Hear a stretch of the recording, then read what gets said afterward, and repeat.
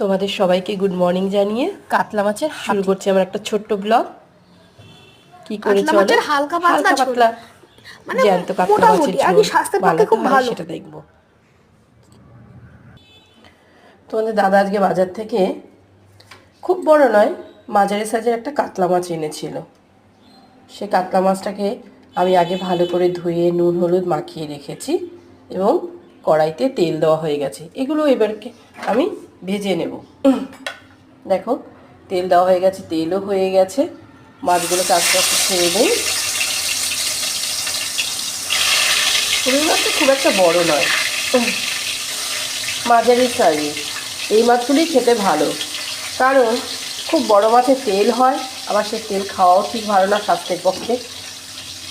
এখন রুই মাছগুলো আমি হালকা করে ভেজে নেব, খুব বেশি ভাজবো না।